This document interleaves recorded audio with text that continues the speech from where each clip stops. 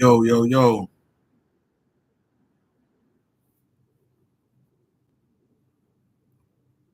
Okay, well, I got an echo going on here.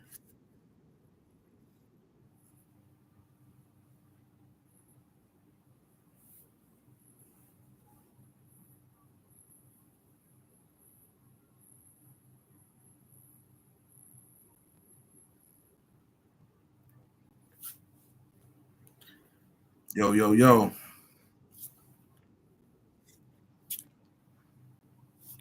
All right, listen. So I want to do this live tonight or today because really I've been seeing a lot of slander online about Philadelphia and the FBA, ADOS, American Freedmen community, in Philadelphia. So, I really wanted to speak on it because, that's my hometown. That's where I'm from. And the slander is unwarranted. And granted, it's not as bad as some other places that's been slandered lately. But I'm making this live stream to kind of just get ahead of that. I kind of want to nip it in the bud before it goes too far. You know what I'm saying? Um, I seen there was a lot of talk online maybe about 2 or 3 months ago about New York City, right? New York City was getting slandered. It was like a smear campaign, not against the tether class, or the other groups of people that's actually got numbers and dominating and running New York. No, no, no.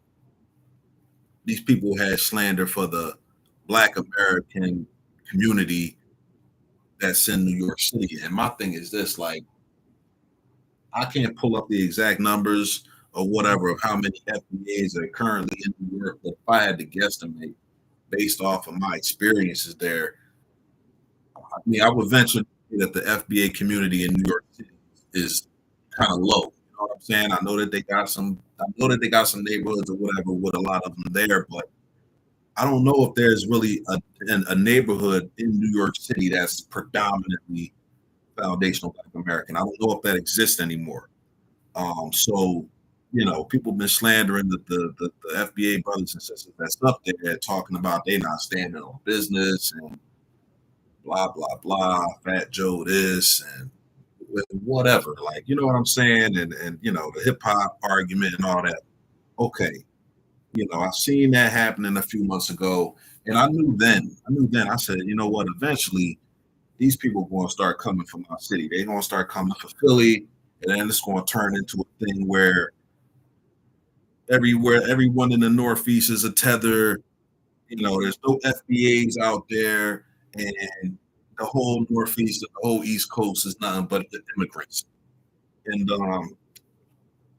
got to nip that shit in the bud. And a lot of this rhetoric is coming from people in California, right? People in California, in Texas in particular, right? I mean, it's coming from the South in general, but I'm noticing a lot of talk from people from Texas, and of course these Cali niggas or whatever, right? So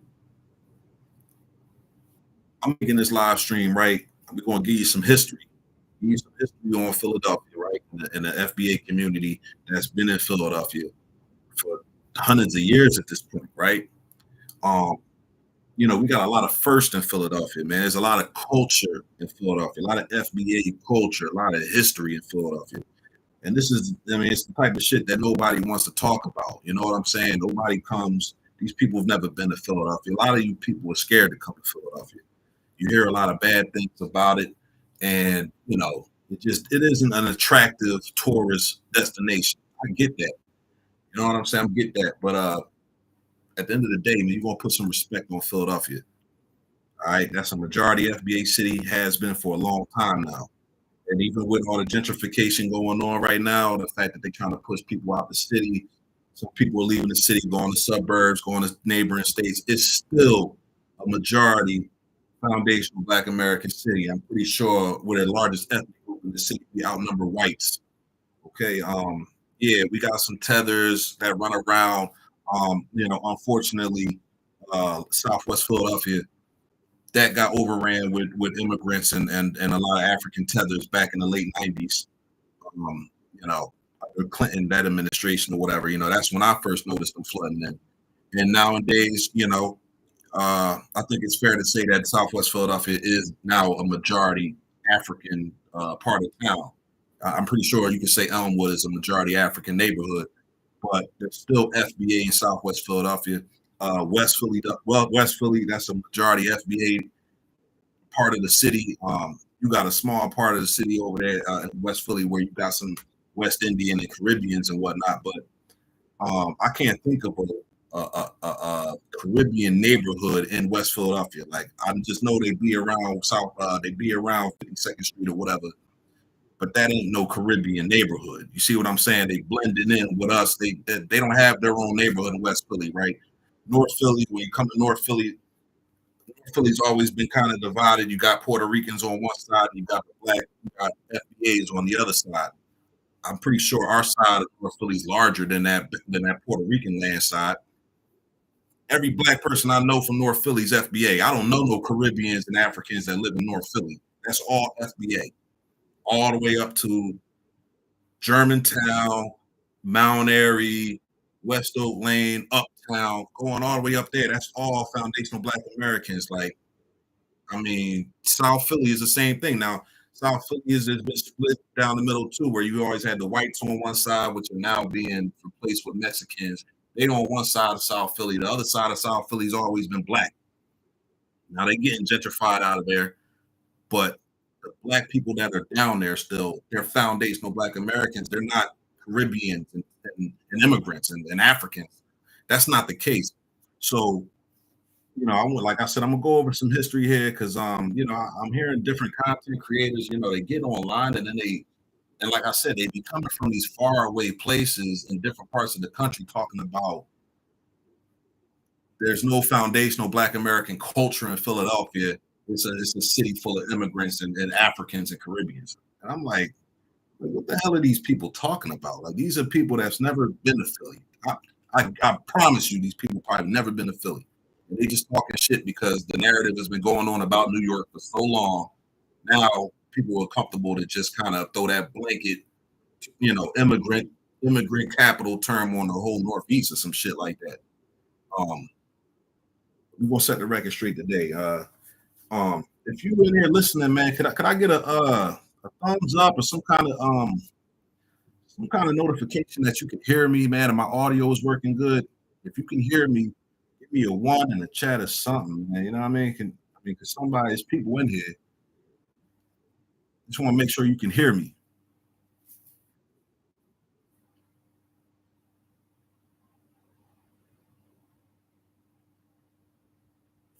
All right, whatever. I ain't tripping off that. I ain't tripping off that. We're gonna keep it pushing, man. I'm gonna get into this history right here. Uh, I'll listen to the audio on the playback, man, because like I said, this is something that made me want to just jump online here and do this. Usually I'll make a video and drop it, but you know what I'm saying? Some of the talk I've been seeing, man, lately, especially today, and it's really kind of got to me. So it's like, fuck that. I'm gonna go off the cuff here and just talk my shit right now. Yeah, check it, man. I'm gonna go to Wikipedia, man. Real simple shit, man. I'm just gonna read through this article, man, on the history of foundational Black Americans in Philadelphia. Okay, because like I said, man, things have been getting misconstrued, and like I said, a lot of these people from the West Coast and way down south in the deep south, they've never been to Philadelphia. You know what I'm saying? Let's keep it real. They don't come to Philly.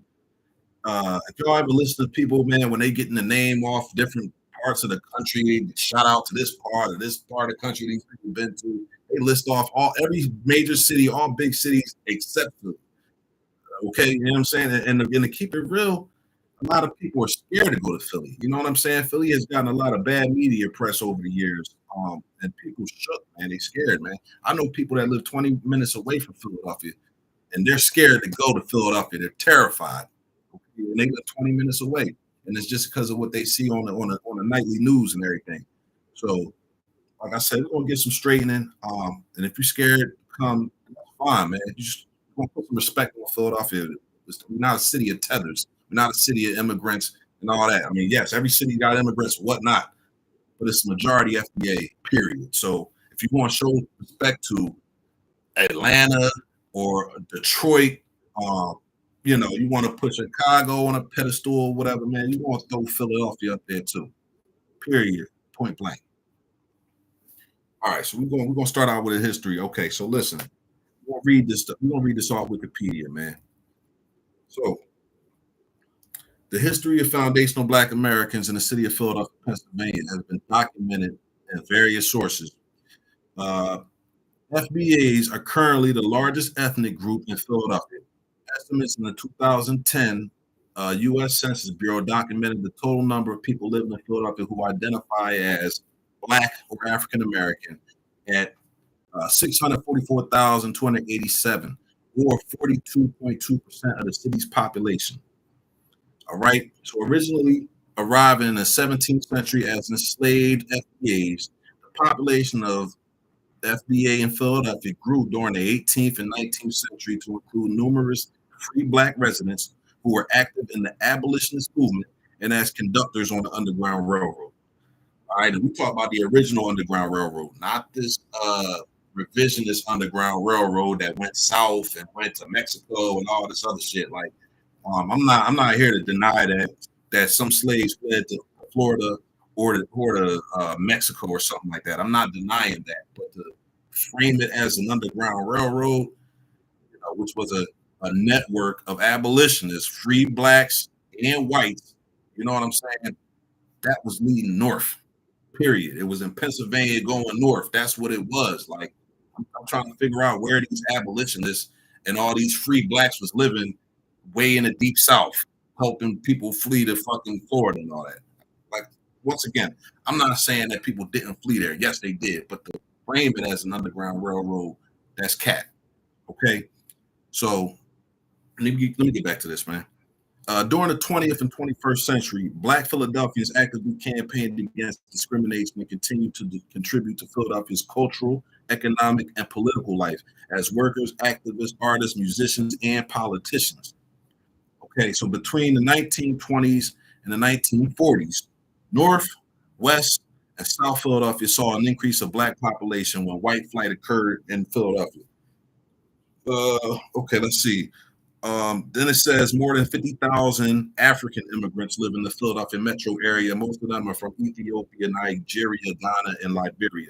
So they said more than 50,000 African immigrants. 50,000 out of 644,287 people. All right. So that don't sound like a city full of Africans and fucking and Caribbeans. Now do it. All right, let's keep moving. Let's keep moving on, man. I'm a little frustrated with some of the shit that these content creators and influencers been running with. You know what I'm saying? This weird ass narrative from some people way across the country that need to be worried about the Latinos whooping on them. Y'all need to be worried about that where y'all come from. You know what I'm saying? What I think it is that up here where we from, up here in this side of this part of the country, we won't have any problems with no damn Latinos firebombing our homes, running over, hitting and running our kids like that and shit, and getting charges dropped and all that. That's just not happening in Philadelphia. Maybe in New York, to be honest, that shit don't really happen in New York either. You know what I'm saying? So these people from the South that got the white man kicking their ass down there, motherfuckers on the West Coast got Mexicans kicking their ass. If you're in Texas, you got a little bit of both of them kicking your ass. But y'all motherfuckers got problems and want to point the finger at New York. And then by proxy, Philadelphia, and I'm assuming if niggas don't shut that narrative down, you're going to start talking about Baltimore and DC, right? Yeah, we're going to shut all that down. Okay. Let me keep going here. So we're going to be in here for a while. All right, we're going to be on here for a while. So enslaved Africans, okay, this is how they framed it. All right, enslaved Africans arrived in the area that became Philadelphia as early as 1639, brought by European settlers. When the slave trade increased due to a shortage of European workers during the 1750s and 1760s, approximately 1 to 500 Africans were sent to Philadelphia each year. In 1765, there were roughly 1,500 foundational Black Americans in Philadelphia. Of these, 100 were free. So what they say, about 1,500, about 100 were free. Okay. So by the time of the American Revolution broke out in 1775, enslaved individuals were 1/12 of the roughly 16,000 people who lived in Philadelphia. Okay. Black people served on both the Loyalist and Patriot sides during the American Revolution. Uh, Two of the individuals supporting the Patriot side were Cyrus Bustill, who worked as a ship's baker during the Revolution and later became a prominent Philadelphia businessman and activist, and James Forten, who served as a privateer at the age of 14 and became a wealthy sailmaker and abolitionist. Now, see, I never even heard of these brothers, man. Cyrus Bustill, he was an abolitionist, but he started off, he was just a baker and a brewer. Now, brother James Forten, I have heard of. Apparently, he was that dude way back in the day. So it says here, James Forten was an American abolitionist and businessman in Philadelphia, Pennsylvania, a free-born African-American foundational Black American. So he was a freedman, okay? He became, okay, and speaking of freedmen, right? He was a freedman. You know, you got these people nowadays, everybody's claiming freedmen. That's fine. Everybody down south, everybody became freedmen after the passing of the 14th Amendment and all them amendments and Emancipation Proclamation, Civil War, whoop-de-whoop. Everybody became freedmen. These people, we had freedmen in Philadelphia before slavery was abolished. We was the first freedmen was in Philadelphia. A lot of firsts started in Philadelphia. Like FBA first, a lot of firsts in general is in Philadelphia, okay? The first freedmen, period. Uh, let's just continue, man. Yeah, James Forten. I think I'm gonna speak a little bit more on James Forten coming up. Real important brother back in the day. So let's keep going. So the Pennsylvania Abolition Society was founded by white Quakers in 1775 and eventually became a biracial organization. In 1780, a policy of gradual emancipation was instituted in Pennsylvania. During this period, enslaved people were freed through manumission. Others managed to escape or buy their own freedom. By 1783, the free Black community in Philadelphia surpassed 1,000 residents, while 400 residents remained enslaved. So by 1783, they saying that the majority of the Black folks in Philadelphia was already free. The majority by 1783, full of freedmen, the original freedmen. All right, let me keep going.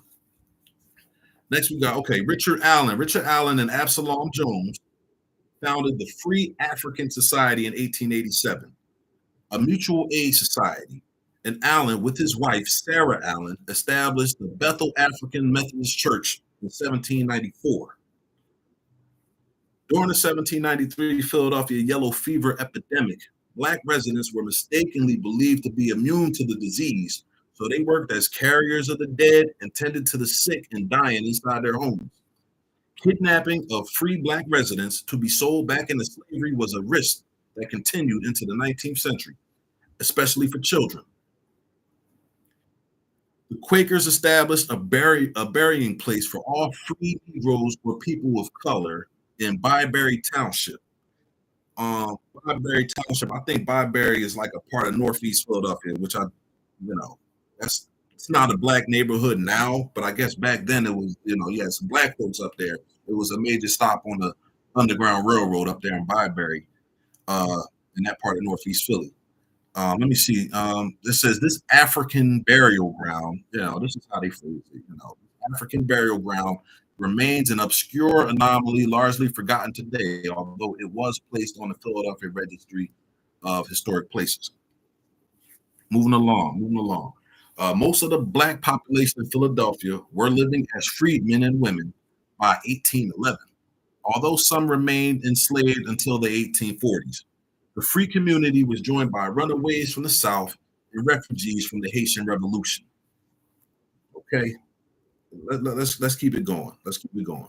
And those refugees from the Haitian Revolution, since they came way back then, they now FBAs. Don't give a fuck what nobody say. They're FBA. They FBA. Okay, this was way back in the 1840s. Okay, whatever. 1800, 1800. Let's move on to 1800 to the Civil War. Okay, the growing free black community was instrumental in making Philadelphia a hotbed of abolitionism by the 1830s. Wealthy black entrepreneur James Forten gave white abolitionist William Lloyd Garrison funding so he could start the anti-slavery newspaper, The Liberator, and contributed articles to it. Now that's interesting. That's interesting. So we got a wealthy black entrepreneur named James Forten who gave money to a white man so he could start an anti-slavery newspaper. Because I guess even though he was a wealthy entrepreneur, maybe he couldn't uh, do that. Maybe he couldn't establish the newspaper by itself. He needed that white face attached to it. That's my conjecture from that. Okay, I could be wrong, but that's the only reason I can see a wealthy black man giving the money to a white man back in them days to start this newspaper. All right, let me see. So black activists were founders and members of the national biracial group, the American Anti-Slavery Society, created in Philadelphia in 1833, and the Pennsylvania Anti-Slavery Society, created in 1838. In December of 1833, after women were excluded from the American Anti-Slavery Society, a group of black and white women, which included Cyril Bustill's daughter, Grace Douglas, and James Forten's daughters, Sarah, Harriet, and Margaretta, launched the Philadelphia Female Anti-Slavery Society. Okay, you know what I'm saying? A lot of firsts here, okay? A lot of firsts here. While some foundational black Americans in Philadelphia worked in professional jobs that catered to the black community, like teachers, doctors, ministers, barbers, caterers, and entrepreneurs. Most black Philadelphians at the time worked at physically demanding and low-paying jobs.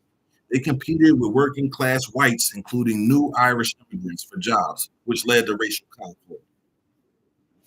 Typical, right? Very typical. So, um, let's see. In 1834, a race riot broke out at a local tavern that was popular to both black and white Philadelphians. A white mob attacked black homes, businesses, and churches. In 1838, another white mob attacked Pennsylvania Hall, where black and white abolitionists were meeting, and burned it down. Also in 1838, Pennsylvania's newly ratified constitution officially disenfranchised foundational black Americans. In 1842, white mobs again attacked blacks during the Lombard Street riots. So as we see right here in the 1830s going up into the 1840s, man, the whites was coming down on us pretty hard in Philly, man. There was all kind of race riots. As you can see, it was places that blacks and whites congregated together. And we talked about before the end of slavery. You know what I'm saying? They were together, not necessarily on some kumbaya shit, but it wasn't on no segregated thing where this area is only for blacks and that area is only for whites. Nah, we had locations in Philadelphia where everybody kind of got together. But of course, you always had the racist folks or whatever come and destroy it. That always happens. Let's keep moving. Let's keep moving. So, despite the risk and racism they encountered, foundational black Americans continued to come to Philadelphia since it was the closest major city to the southern states where slavery was still legal. Period. Okay. Delaware, Maryland, those were slave states. That's considered the South, technically. You know what I'm saying? A lot of people don't know that. So yeah, people came to Philadelphia, and when they crossed into Pennsylvania, technically they was free. That's how it went. Okay. In the years leading up to the Civil War, Philadelphia had the largest black population outside of the southern slave states. It wasn't Chicago. It wasn't Detroit. It wasn't Los Angeles. It wasn't New York. It was Philly. There were 15,000 black Philadelphians in 1830, 20,000 by 1850, and 22,000 by 1860. Most live in South Philadelphia near what is today Center City. And if you're a Philadelphia native head, you know what we're talking about. We talk about that South Street area. You know what I mean? That South Street area going down into Fifth Street and all that. All that area used to be all black. Everybody know that. It's not no more, but it used to be. Boom, and it says, and there were smaller populations in Northern Liberties, Kensington, and Spring Garden. Okay. Um, they came because of Philadelphia's reputation as a thriving political, cultural, and economic center for foundational Black Americans. The city was also a major stop on the Underground Railroad, especially for slaves escaping through Maryland and Delaware. I just said this. This is funny. I didn't even read this. Okay.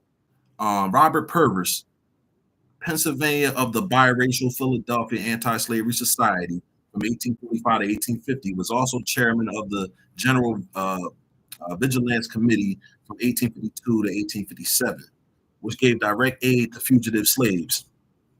Robert Purvis, interesting, man. Black man. I look a little mixed or whatever, but whatever. Let me see, man. What do you say?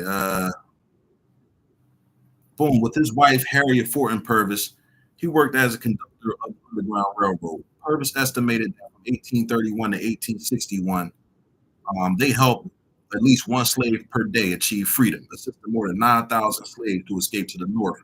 They used their house, then located outside the city in Byberry Township. Once again, we just talked about Byberry Township as a place where fugitive slaves could hide. Byberry is now a part of Northeast Philadelphia.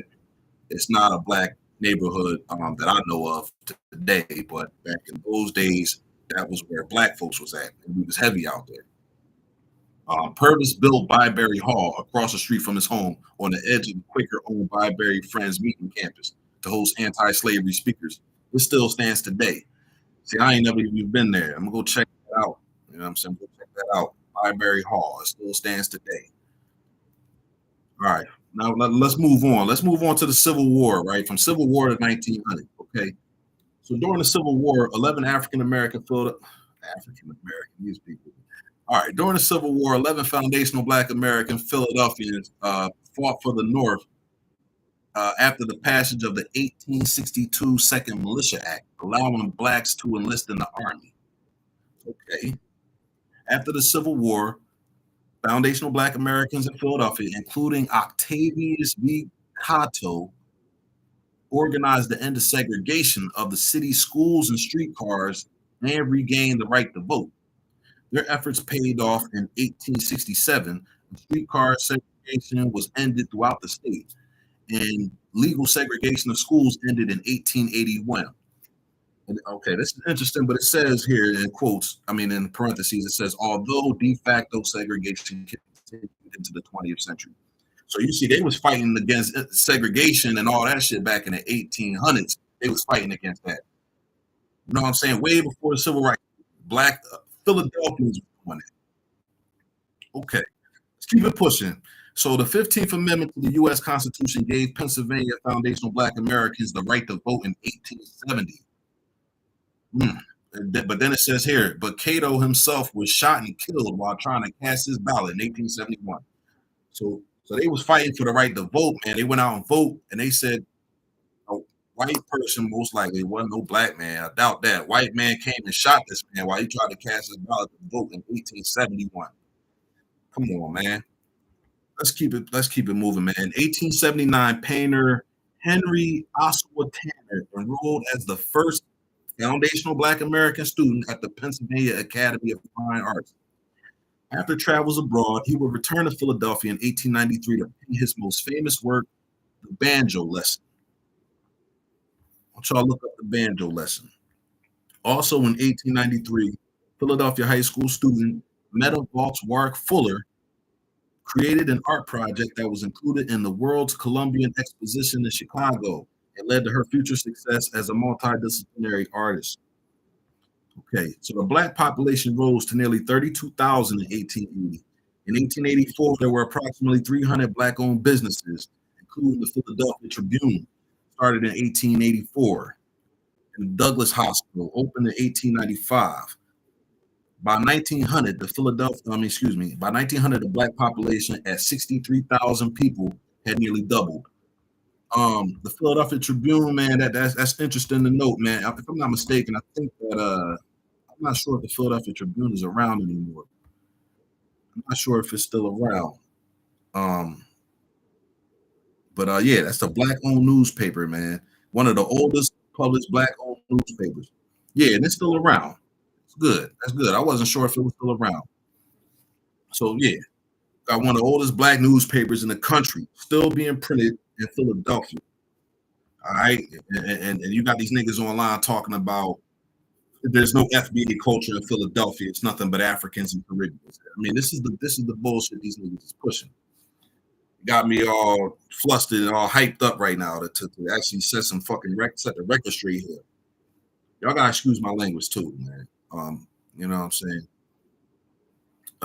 Let's continue though. In 1896, Philadelphia poet, suffragist, and abolitionist Frances Harper helped found the National Association of Colored Women and served as its vice president. By then, she had already had a long career as a published writer, including works like her poem "Bury Me in a Free Land," sketches of Southern life, and the novel Iola Leroy. Right? I'm trying to look up Frances Harper. Sound like a phenomenal sister right here. Based okay, so let me keep going. Published in 1899 by the University of Pennsylvania and conducted by E.B. Du Bois, the Philadelphia Negro, a social study, was the first sociological race study of the foundational Black American community in the United States. The aim of the social study was to identify the Negro problems of Philadelphia, the problems facing Black communities not only in Philadelphia, but all over the country as well. The study focused on Philadelphia's 7th Ward, currently Center City, Philadelphia, and the socioeconomic conditions of Black churches, businesses, homes within the neighborhood.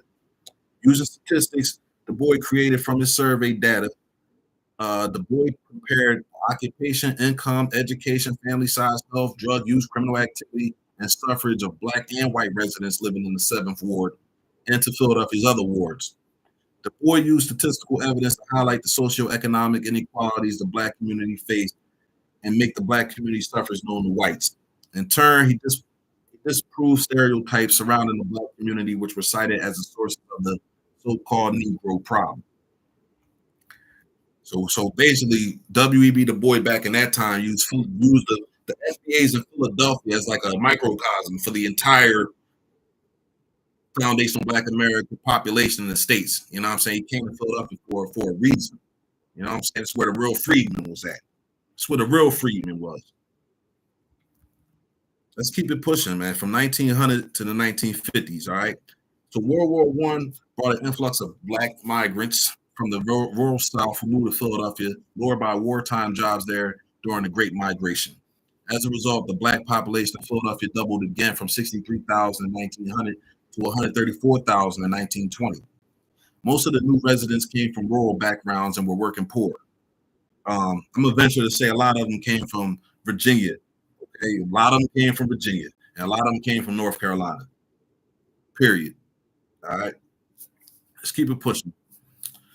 Efforts to build new structures to house the workers were insufficient. So African Americans, in search of housing, moved into existing houses in white neighborhoods, where they encountered hostility and racism.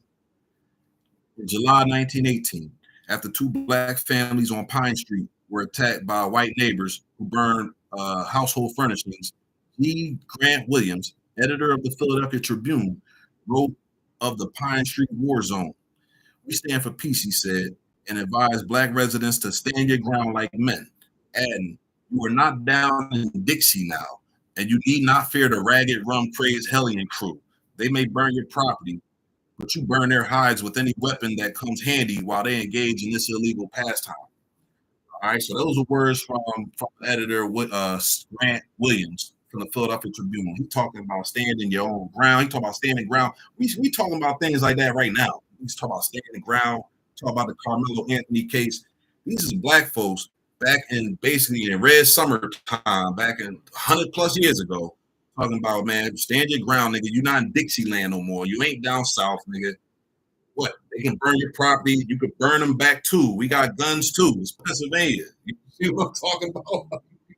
This is how we moving, man. This is how they move in Philadelphia, man. That's why y'all. That's why a lot of y'all be scared to go. Y'all scared to come to Philadelphia, man. Let's keep it real, man. Look at all this shit that go on over here, man.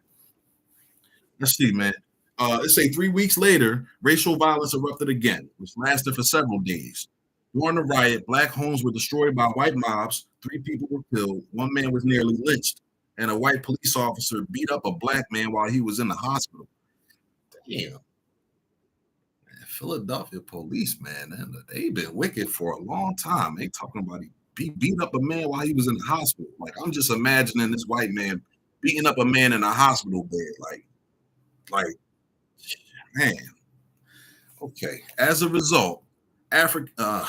Pardon me. As a result, foundational Black Americans in Philadelphia formed the Color Protective Association, led by Reverend R. Wright Jr., to have a permanent organization of protection to fight discrimination in schools, housing, employment, and elsewhere, and to investigate cases of police brutality and police collusion with the white rioters.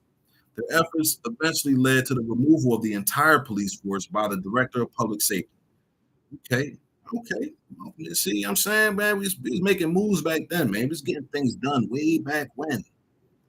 In 1925, the artist and printmaker Doc Thrash, that's a hell of a name, Doc Thrash. Let me see this guy. They got a picture of this dude. Okay, all right. Yeah, he's definitely a brother. Okay, in 1925, the artist and printmaker Doc Thrash moved to Philadelphia, where he would spend most of his career. Black Opals, a foundational Black American literary magazine associated with the Harlem Renaissance, was published in Philadelphia between the spring of 1927 and July 1928. Co-edited by Arthur Huff Fawcett and Nellie Rathburn Bright, the magazine's contributors included May Virginia Cowardly, not Cowardly, but Cowdrey, Jesse Redmond Fawcett, Marita Bonner, and Gwendolyn B. Bennett. Alan Randall, I'm not sure who these people are, man, but we can look these up, man. They probably all have phenomenal histories, man, and great stories. Let me see. Alan Randall Freelon was the magazine's artistic director. Also in the 1920s, John T. Gibson became the wealthiest Black entrepreneur in Philadelphia because of his ownership of a popular Standard and Dunbar theaters and his management of diverse musical and vaudeville acts. John T. Gibson, John Trusty Gibson. I never heard of this man. He was a foundational Black American businessman, theatrical producer, and manager, and real estate investor who was one of the pioneers of Black entertainment in Philadelphia, Pennsylvania. He was the wealthiest Philadelphian in the 1920s. I mean, not the wealthiest Philadelphia, but the wealthiest FBA Philadelphia. Okay, all right, man. You might need to study on him, on John Trusty Gibson. All right, we need to study on him. Let's keep it pushing though, man. Let's keep it pushing. I'm just here to give y'all a little story, man. You gotta run this down. Because motherfuckers trying to say that the city is nothing but immigrants now, nothing but tethers. Like y'all, come on now. All right, let's keep it pushing. The Great Depression hit Black Philadelphians hard. By 1933, 50% of all Black residents were unemployed. And yet, by 1935, FBA owned 855 homes and 787 stores. And man, when I read things like this, man, it'd be frustrating me, man. It's like way back in them times, man, when we was dealing with so much um, danger, right? Just living everyday lives, man. We was owning homes, man. We had 787 stores in 1935 in the middle of a Great Depression. Man, I doubt we got 787 stores in Philadelphia now. Damn near a million, whatever, 500,000 plus strong right now. And all the fucking stores is owned by Latinos, Arabs, and Asians, man. But before that, we owned 787 stores in 1935. That man. Okay. All right. Let me see. Let's see. We were also working in more professional occupations like physicians. Then they got numbers. It's like we had 200 Black physicians, 250 clergymen, 553 school teachers, and 219 policemen.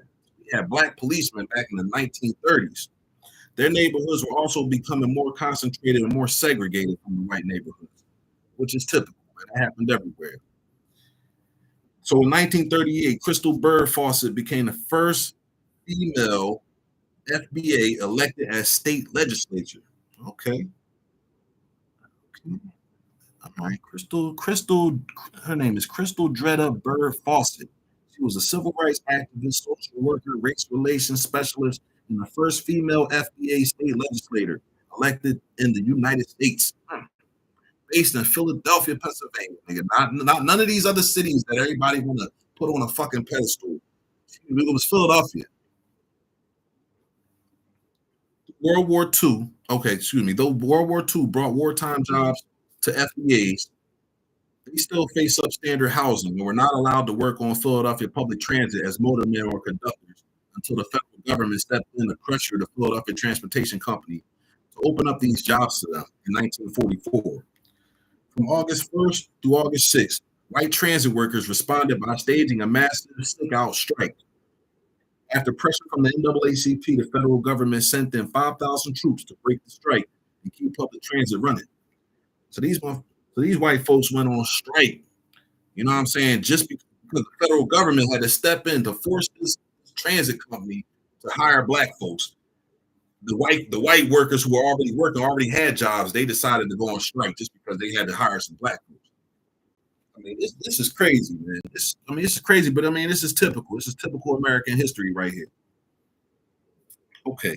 After pressure from the yeah, all right, I read that. Okay. Philadelphia was the center for the mid 20th century golden age of gospel music, attracting performers like the nationally renowned male quartet, the Dixie Hummingbirds, and the sensational Nightingales, as well as Marion Williams before she started her solo career. Marion Williams. Mhm. Yes, sir. Yes, sir. Let's go. 1950s to the present. The fight against discrimination and segregation in education and employment continued through the 1950s and 60s, with legal battles and protests occurring throughout those years. Cecil B. Moore, president of the local NAACP, was a leading activist during that time, and Reverend Leon Sullivan was instrumental in building Black community and economic power. Mary Hicks successfully organized demonstrations and brought a lawsuit against Girard College to desegregate that institution. In 1964, a clash between police officers and residents sparked a 3-day riot. Um, they don't, they're not getting into this here, but if I'm not mistaken, this riot happened on what is now Cecil B. Moore Avenue, or Cecil B. Moore Street. I can't remember. I think at that time it was called Columbia Avenue, and they changed the name to Cecil B. Moore. So the 1960s saw a rise in the Black Power movement in Philadelphia. Freedom Library on Ridge Avenue in North Philly started in 1964 by John Churchill. John Churchville was where Churchville and other activists gathered to form the Black Power Unity movement in 1965. Another important center of Black Power was the Church of the Advocate in North Central Philadelphia, whose congregation had become increasingly foundational Black American. Father Paul Washington organized the first Black Power rally in 1966. Soon there were rallies all over the city, and the third national conference in Philadelphia attracted 2,000 people. The newspaper Voice of Amuja, pardon me, came out of the conference. Okay, what we got? Reggie Shell became the leader of the Philadelphia chapter of the Black Panther Party in 1969. Under his leadership, the party held rallies and created food distribution and education programs throughout the city. Black Power spilled onto the college and high school campuses, where students demonstrated for more Black faculty and Black studies classes. In 1970, Philadelphia police raids on 3 officers of Black Power activists at gunpoint. They publicly strip searched activists, made international news for their brutality, and united the Black community in outrage. Mm. I think I seen photos of this, man, because yeah, it's like they stripped them down to their drawers or whatever, man, and took pictures of them on the street somewhere. Man. You can look them photos up. Uh, like I said, man, it's Philadelphia. The Philadelphia police, man, they something else, man. Later that year, the Panther-sponsored Revolutionary People's Constitution Convention was held at Temple College, now Temple University, and attracted 14,000 people. Okay, let's move along. Philadelphia soul was a genre of music that arose in the late 1960s and 1970s, influenced by funk. It was characterized by lush instrumental arrangements with sweeping strings and piercing horns. Fred Wesley described it as putting the bow tie on funk. It moved funk more towards the disco sound that would become popular in the late 1970s, influenced later Philadelphia-born music makers like singer Jill Scott. Shout out to Jill Scott. Prominently black, all right, no, excuse me, predominantly black group Move was founded in 1972 by John Africa. The organization lived in a communal setting in West Philadelphia, following philosophies of anarcho-primitivism. Okay. 1978, a standoff between Move and the Philadelphia police resulted in the death of one police officer and the injuries of 16 officers and firefighters. Man, 9 members were convicted of killing the officer and received life sentences. In 1985, another conflict resulted in a police helicopter dropping a bomb on the roof of the Move compound, a townhouse that was located at 6221 Osage Avenue in West Philadelphia. The ensuing fire killed 6 Move members and 5 of their children and destroyed 65 houses in the neighborhood. The police bombing was strongly condemned. The Move survivors later filed a civil rights suit against the city of Philadelphia and the Philadelphia Police Department and were awarded $1.5 million in the 1996 settlement. Other residents displaced by the destruction of the bombing filed a civil suit against the city and in 2005 were awarded $12.72 million in damages in a jury trial. Okay. Okay. All right. I didn't even know about that. I didn't know that they got any money from that. So that's cool. In 1982, Mia Abu Jamal, a Philadelphia activist and journalist, was convicted and sentenced to death for a 1981 murder in Philadelphia of police officer Daniel Faulkner. He became widely known while on death row for his writings and contemporary and commentary on the U.S. criminal justice system. After numerous appeals, his death penalty sentence was overturned by a federal court, with the prosecution agreeing in 2011 to a sentence of life imprisonment without parole. We still trying to get Mumia Abu Jamal out of prison, man. So free Mumia Jamal. Pardon me. Free that man. Many Philadelphia activists of the mid to late 20th century went on to achieve political power. In 1975, Cecil B. Moore won a seat on the city council. C. Dolores Tucker, boo, boo. She became the first black Pennsylvania appointed to the office of Secretary of State. David P. Richardson was elected to the Philadelphia House of Representatives in 1972. In 1984, Wilson Good, boo, became Philadelphia's first black mayor. Good's administration was followed by black mayors John Street and Michael Nutter. Many black Philadelphia natives have moved to the suburbs or to southern cities such as Atlanta, Dallas, Houston, Birmingham, Memphis, San Antonio, and Jacksonville. Excuse me, it just said Jackson. Man, how many black Philadelphians moved to San Antonio? Man, I don't know where they came up with that list of cities. Despite the persistence of problems like unemployment and high public school dropout rates, the black community of Philadelphia in the early 21st century continued to attract new residents and contribute in talents and energy to the city. In 2010, its total population stood at 657,343 people, or 43.4% of Philadelphia's entire population. It's the majority. It's the majority population of the city is black, FBA, not African, not Caribbean, St. New York. I'm gonna stop it there. You know what I'm saying for the history lesson here. You know what I'm saying? You get the point.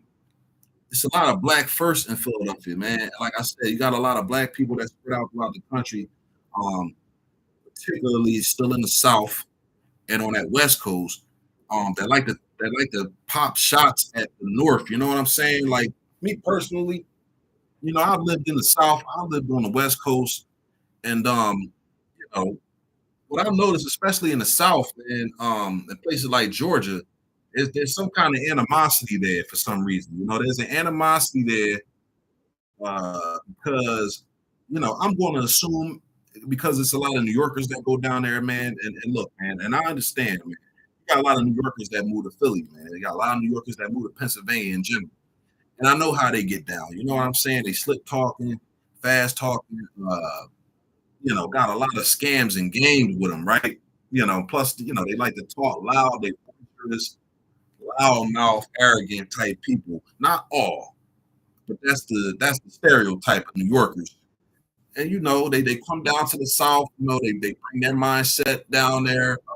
They going down South. They changing politics down there because they go down there. They vote different from what the natives vote for. And I get there's some resentment there. They come down and potentially they taking jobs away from locals. I get that. And I'm not here to put the cape on for New York City. I'm from Philadelphia. I need y'all to put some respect on Philadelphia. Period. 'Cause we ain't doing all that. We don't have that culture, or we don't have that stereotype where we go down there trying to get over on the next man. Like that's that New York shit. Period. Like and granted, it's a lot of immigrants up there, and maybe that's their scam culture that they may come with as tethers. That may be what they into. What I'm trying to tell you is, if you're not from Philadelphia, you ain't never been there. Just watch your mouth when you speak on Philly, man. You can talk all the shit you want about New York. Keep that shit to New York, man. And I'm gonna say another thing, right? Because like I said, if you don't put a stop to the slander going on, it's just going to spread to the next city in the Northeast. You know what I'm saying? I don't think nobody worried about Boston. Ain't too many black folks up Boston, period. But Baltimore might be next up on the list. And Baltimore, I'm gonna come out and say it. Baltimore, that's another city. I don't care what nobody says. You know what I'm saying? I was in a space one day, and somebody who holds space all the time. I ain't going to say that. Y'all know who. And he's cool. You know what I'm saying? He's cool. But he mentioned something about how it's like a bunch of Jamaicans in Baltimore or something. I mean, granted, there might be some Jamaicans in Baltimore, but to throw that out there as if they have like some crazy dominant numbers, like the majority of people in Baltimore is Jamaican or something, it's asinine to say. You know what I'm saying? FBS, FBA city as well. When it comes to DC, I ain't gonna speak on DC. DC might have been an FBA city at one point. I can't call that now. I can't come out and say DC's an FBA city, just like I can't say New York is. But like I said, Philadelphia is an FBA city, and I'm gonna say Baltimore is too. I'm not gonna speak on Baltimore and their history and everything. I'm not. I'm not privy to all that information, but I do know that's an FBA city, and so is Philly. So, like I said, man, if you tuned in, I appreciate that. Hold on, who's this, man? I didn't even peep this, man. Uh, my bad, Marcus Moore. My bad, bro. I didn't see your question. I'm gonna answer this, man. So Marcus Moore says he's the one person that commented, bro. I appreciate you, bro. Let me know that this audio working out, man. It's my first time going live. Yeah, I don't got no. I couldn't even figure out how to put the thumbnail as the background. I wanted to just put the thumbnail as the background. I couldn't figure it out. But Marcus Moore says, "Say, big dog, where did Philadelphia blacks come from?" I did mention this, Marcus. I did mention this I mentioned it briefly, but from what I know, the vast majority of black folks in Philadelphia, they come from Virginia. They come from either Virginia or North Carolina. If you know anything about that region, right around that borderline of Virginia, North Carolina, that's like where it's, to this day, that's where the largest concentration of black folks in those two states reside. So that Virginia North Carolina border, going toward the coast, you know what I'm saying? Going toward the coast. That's where most Black Americans. That's where most of the FBAs came from. I can say what I know about my personal lineage is, I got family that come from North Carolina, Virginia, but as well as South Carolina, as well as South Carolina and Georgia. So I have some family came up from Georgia, South Carolina. That's on my dad's side, and on my mom's side is like Virginia and then North Carolina. You know what I'm saying? And all that. So that's where most of us came from. But yeah, I'm glad I seen that before I clicked off, man. So if you watch this on the playback, man, you'll know I got the answer for you, big homie. Um, so yeah, man, I've been going hard for about an hour here. I'm gonna shut it down, man. Hopefully y'all watch it on the replay. And once again, man, I want to put some respect on Philly, man. Period. All right. Like if you're gonna put Atlanta on a pedestal, you're gonna put these black cities on a pedestal, man. Don't stop skipping over Philly, man. Philly been a black city for a long time. You know what I'm saying? And I'm tired of people skipping over Philly. You know what I'm saying? I'm tired of people listing off all these black cities. Shout out to this city, shout out to these people, and you just leave Philly off the list. Like we ain't the fifth, sixth largest city in the country. You know what I'm saying? We done had large black population since the 1700s. Freedmen, yeah, free black people, like money and shit like that. You got these niggas online talking about Philly's an African city and a Caribbean city, nigga. We not New York, man. Y'all save that slander for New York, man. I mean, for real, don't even slander New York. You still got black Americans up there, and I don't understand. I don't get the need to throw them under the bus. Why you want to throw them under the bus? They're already outnumbered. You know what I'm saying? Black New Yorkers have already moved. They've been left out. They've already been gentrified out, which is damn it's happening to Philadelphians too. So I don't get the idea where people from the West Coast and from the Deep South they think it's cool to shit on black New Yorkers. It's like I don't get that. Black American FBA New Yorkers, like that shit is corny. And I knew it was going to happen where that went on too long, and it's not enough for them to speak up, and that's going to keep going on, and then eventually you want to throw Philly under the bus too. Like, man, nah, man, we ain't gonna let that happen, man. So, like I said, man, gonna put some respect on Philly, man. Uh, I'm gonna holler at y'all, man. Peace.